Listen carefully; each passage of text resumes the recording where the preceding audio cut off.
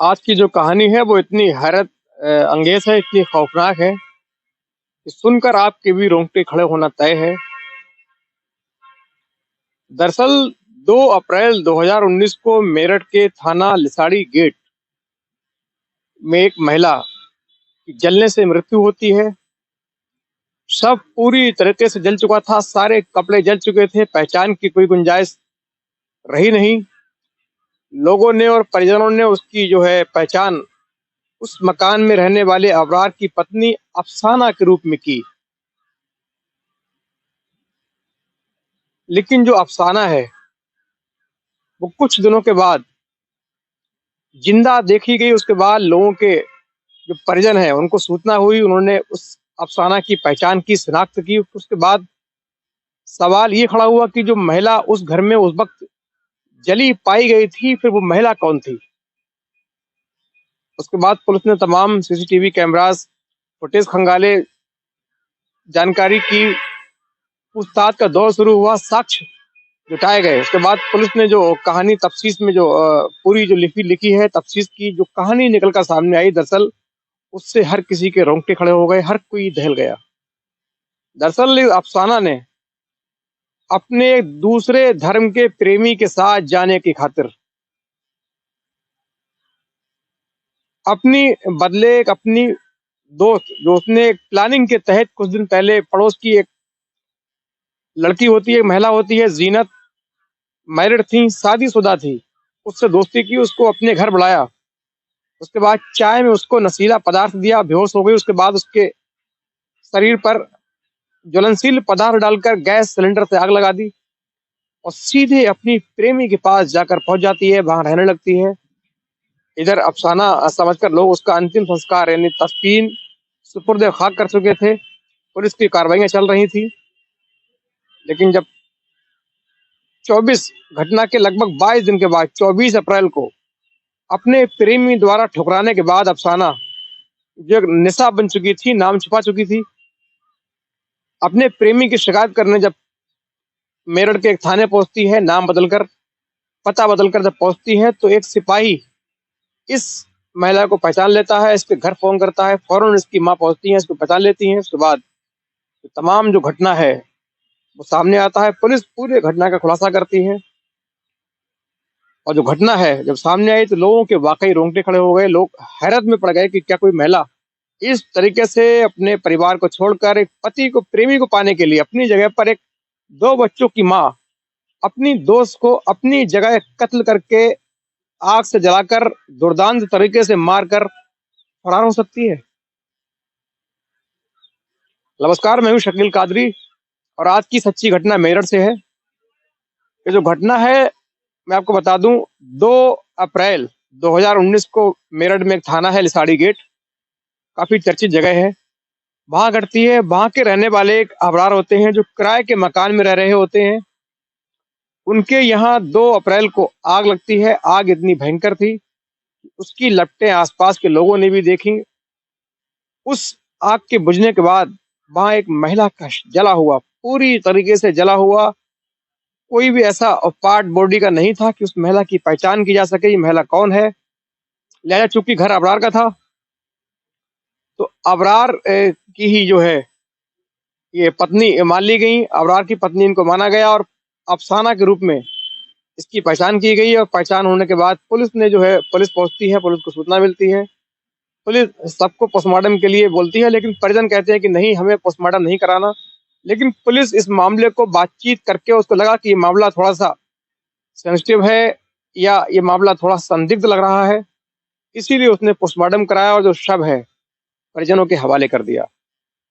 अब उसका पूरा धार्मिक तरीके से उसका आखिरी सफर जो होता है, तदफीन होती है या जनाजा होता है, दफन कर दिया गया, उसका सुपुर्द खाक किया गया और पुलिस तफ्तीश में जुट जाती है।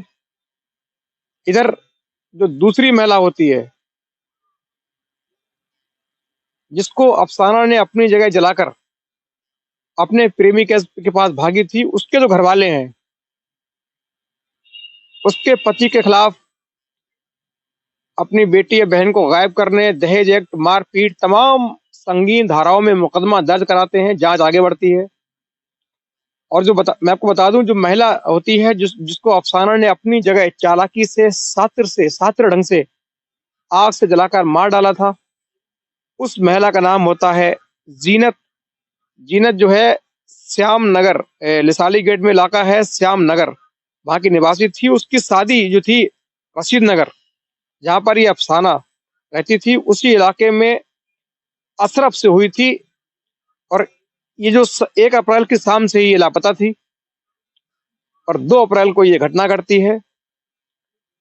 जीनत का जो भाई होता है इश्तियाक, वो अपने बहनोई यानी अशरफ के खिलाफ, जो जीनत का पति है उनके खिलाफ दहेज एक्ट, मारपीट और अपनी बहन को गायब करने का मुकदमा पंजीकृत करा देता है, क्योंकि जो बहन थी वो गायब हो गई थी। अब पुलिस ने जांच शुरू की, पुलिस जांच कर रही थी।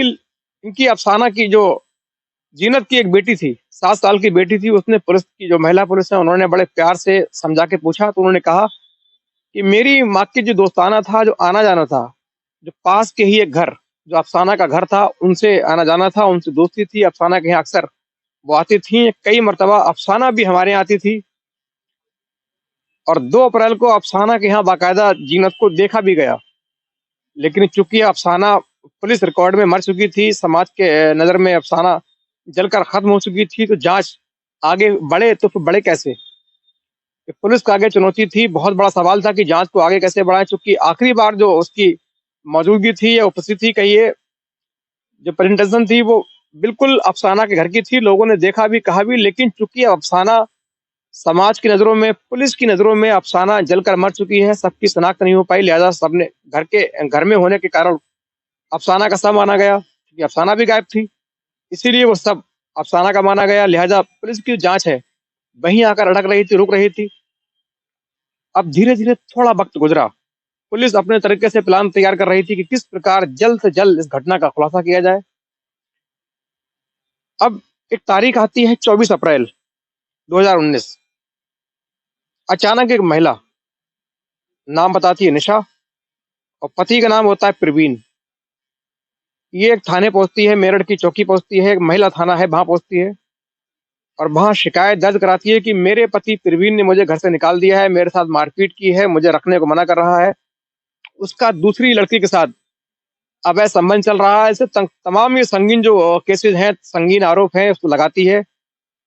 पुलिस मामला दर्ज करती है, लेकिन वहां चौकी में तैनात एक महिला सिपाही, उनको ये पहले कभी न कभी उसने इस महिला को देखा था, और जब गायब हुई थी उसकी सूचना भी फोटो सहित जली थी। तब इसका फाइल फोटो छपा था, उस फाइल फोटो को इस महिला सिपाही ने देखा था, उसको शक हुआ। उसने पूछा आपका नाम क्या है? उन्होंने कहा निशा। आपके पति का नाम? पति का नाम बताती प्रवीण। कहाँ रहती हैं? तो ये एक इलाका है, गोकुल नाम से इलाका है, वहां रहती थी। फिर उसने फौरन किसी के माध्यम से नंबर लेकर सीधे इसके घर संपर्क किया।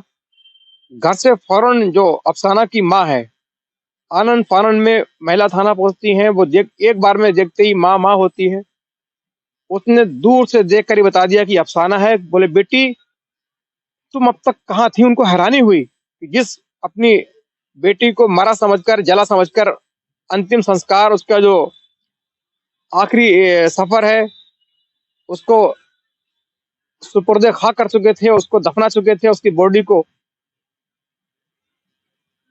मिट्टी के हवाले कर चुके थे, जनाजा उसकी मिट्टी हो चुकी थी, अभी जिंदा कैसे है? लेकिन चूंकि वही हो बहू वही अफसाना, माँ को एक बार कंफ्यूजन हुआ कि अफसाना है या उसकी हमशक्ल, लेकिन माँ माँ होती है जो 9 महीने पेट में रखती है, और जमाने तक जिसने उस बेटी को पाला, उनसे अच्छा पहचान भला कौन कर सकता है। माँ ने जब पूछा तो उसने एक बार को माँ को बेवकूफ बना दिया, कहा मैं निशा हूँ, आप कौन है? किस अफसाना की बात कर रही हैं? मैं किसी अफसाना अफसाना को नहीं जानती। मेरे पति का नाम प्रवीण है और मैं उनके घर रह रही हूँ, मेरे पति से अनबन हो गई है, मैं उनका मुकदमा लिखाने आई हूँ। लेकिन माँ ने कहा नहीं, ये 100% अफसाना ही है। उसके बाद पुलिस को, उन्होंने जो महिला पुलिस है उससे बात की, उसको फोटो वगैरह दिखाए, घर से बाकी और लोगों को बुलाया, तस्दीक की गई कि अफसाना ही है। अब चूंकि सवाल ये था, यदि ये अफसाना है, फिर जिस महिला की लाश मिली थी, जो महिला जलकर मरी थी, कि जिसको मारा गया था, फिर वो महिला कौन है? अब पुलिस ने चुपके से अपने तरीके से इन पर नजर रखनी शुरू की। इसके पति को बुलाया, पति ऑटो चालक था, ऑटो ड्राइवर था, उसको बुलाया गया। दोनों से अलग-अलग क्रॉस क्वेश्चन किए गए, दोनों दोनों से क्रॉस क्वेश्चन किए गए, दोनों से पूछताछ की गई।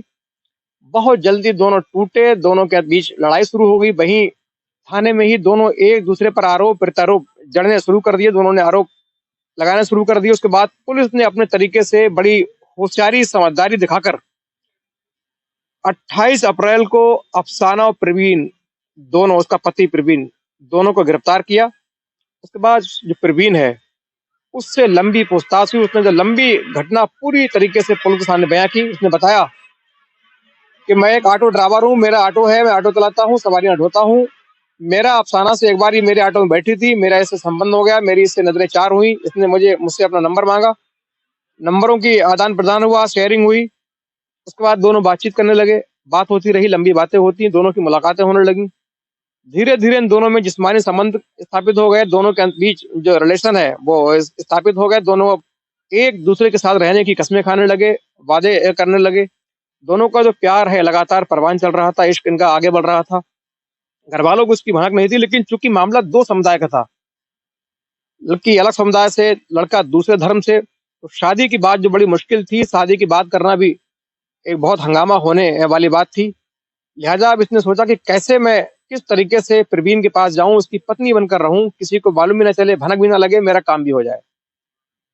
इसके लिए उसने बताया कि बाकायदा क्राइम जो सीरियल आते हैं, सावधान इंडिया वगैरह जो सीरियल आते हैं, उनमें देखा करती थी किस तरीके से कातिल कातिल जो लड़कियां हैं, किस तरीके से चाल के तहत अपने आशिक से मिलने के लिए कैसे अपनी जगह खुद को दूसरी लड़कियों को, खास तौर से अपनी नौकरानियों को या भोली भाली पागल लड़कियों को जला देती हैं और फरार हो जाती हैं। इसको ये सबक वहां से मिला, क्राइम पेट्रोल देखकर इसने सबक हासिल किया। उसके बाद इसने तय वक्त पर यानी 2 अप्रैल को मिलने के बहाने जो जीनत है, इसकी जो फ्रेंड है, उसको बुलाती है। उसको पहले प्यार से बातें करती है, फिर चाय लाती है। चाय में पहले से ही इसने नशे की गोलियां, जो इसको प्रवीण ने लाकर पहले दी थी, उसको नशे की जो गोलियां हैं ला के मिला देती है। चाय पीने के बाद जो जीनत है अचेत हो जाती है। तुरंत ये उस पर कोई ज्वलनशील पदार्थ छिड़कती है, पर सीधे गैस सिलेंडर से आग लगा देती है और सीधे अपने आप चुपचाप वहां से फरार हो जाती है। उसके बाद जब आग की लपटें बड़ी उड़ती हैं, लोग, घर वाले पहुंचते हैं, देखते हैं। चूंकि घर में इसके एक व्यक्ति थे उस वक्त, वो बाहर थे। जब आसपास के लोग पहुंचे तो देखा एक महिला पूरी तरीके से जली पड़ी है, मरी पड़ी है। फौरन पुलिस को सूचना दी, पुलिस आती है, इसको अफसाना समझकर उसका पोस्टमार्टम कराती है। फिर उसके बाद बॉडी परिजनों को सुपुर्द करती है, जांच शुरू करती है।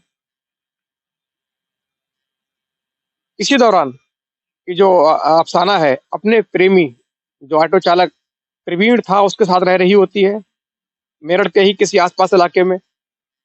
चूंकि ये पहले से गर्भवती थी, प्रेग्नेंट थी, इसीलिए अब जो प्रेमी प्रवीण है उसका इससे मन भर चुका था। इन दोनों के बीच लड़ाइयां शुरू हो चुकी थी, मनमुटाव शुरू हो गया था। आए दिन लड़ाई होती, झगड़े होते, मारपीट होती। अभी चुपचाप सहती जा रही थी कि क्या करूं, क्योंकि बहुत लंबे समय से इनका रिश्ता था। पिछले 3-4 सालों से लगातार रिलेशन में थी। जब शादी हुई, जब ये चुपचाप अपनी जगह किसी और को मारकर प्रवीण के पास गई, तो ये वहाँ प्रेग्नेंट थी, उसको मालूम चला कि प्रेग्नेंट है, मालूम चला, तो वो बिल्कुल घबरा गया, उसकी हालत खराब हुई। अब उसको इससे नफरत घृणा होने लगी, दोनों की रोजाना मार कुटाई होती, दोनों की लड़ाई होती। लिहाजा थक हार कर, हिम्मत हार कर, सब ओर से निराश होकर ये 24 अप्रैल को ही महिला थाने पहुंचती है, अपनी घटना बताती है। लेकिन वहां मौजूद एक महिला, मैंने बताया, महिला पुलिस इसको पहचान लेती है। चूंकि इसकी जो डेड बॉडी, जब उस वक्त इसके रूप में जो डेड बॉडी पहचानी गई थी कि अफसाना है, तो उसके फाइल फोटो अखबार में छपे थे। उस महिला ने, पुलिस महिला सिपाही ने उनको देखा था, पहचान लिया, फौरन घर वालों को सूचना दी। घर वाले पहुंचे। उसके बाद लंबा मुकदमा चला, ट्रायल हुए, गवाह पेश हुए। पुलिस ने बड़ी मजबूती से, पुलिस की तारीफ करनी होगी, पुलिस ने बहुत ईमानदारी से इस केस में काम किया, तमाम साक्ष्य जुटाए, मजबूत साक्ष्य इकट्ठे किए। उसके बाद इस घटना का खुलासा किया। फिर उसके बाद पुलिस ने तमाम साक्ष्य दिए, कोर्ट में मुकदमा चला, लंबी प्रक्रिया हुई। उसके बाद अभी यानी 2 दिन पहले इस कातिल सातिर महिला को आईपीसी की धारा 302 के तहत उम्र कैद और 10,000 का अर्थदंड दंड लिख, और उसके साथ धारा आईपीसी की धारा 201 के तहत 7 साल की सजा और 5,000 रुपये जुर्माना जैसी कड़ी सजा दी गई और उसको सीधे जेल भेज दिया गया। इस घटना से जो परिजन है उनका कहना है कि हमें, जो जीनत के परिजन है उनको कहना है कि हमें इंसाफ मिला, ये हमारे साथ अच्छा हुआ, और इस कातिल महिला के साथ जहाँ इसकी जगह थी, जो उसके साथ होना चाहिए था, इसके साथ नहीं हुआ। तो दोस्तों, ऐसी घटनाएं, कहानियां सुनाने का मतलब सिर्फ ये है कि आपको आघात करना नहीं है, बल्कि आपको सचेत करना है, आगाह करना है कि जैसे इन कहानियों से आप संज्ञान लेकर अपने आने वाले भविष्य के लिए होशियार रह सकें, अपने परिवार, अपनी खुद की, पड़ोस की सुरक्षा कर सकें, जिससे आप और आपका परिवार सुरक्षित रहे, हमेशा सावधान रहे। ऐसी हमारी कामना है। और कहानी कैसी लगी कमेंट करके